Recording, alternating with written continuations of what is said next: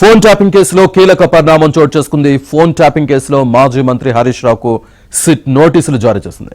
Jubilee Hills PS లో రేపు ఉదయం 11 గంటలకు విచారణకు హాజరు కావాలని సిట్ నోటీసులో పేర్కొంది.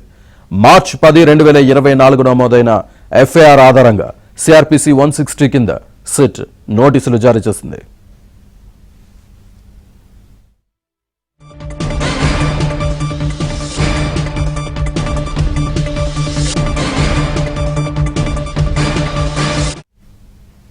అటు సిట్ నోటీసుల నేపథ్యంలో రేపు ఉదయం 9 గంటలకు తెలంగాణ భవన్ కు కేటీఆర్, హరీష్ రావు వెళ్లనున్నారు.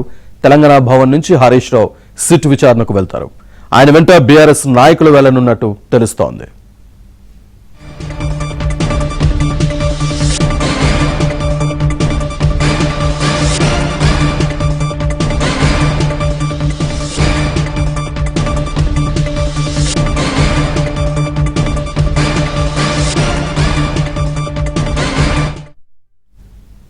సిట్ నోటీసులపై కేటీఆర్ ట్వీట్ చేశారు. రాజకీయ వేధింపులే కాంగ్రెస్ పార్టీ ఏకైక ఎజెండాగా మారిపోయిందని విమర్శించారు.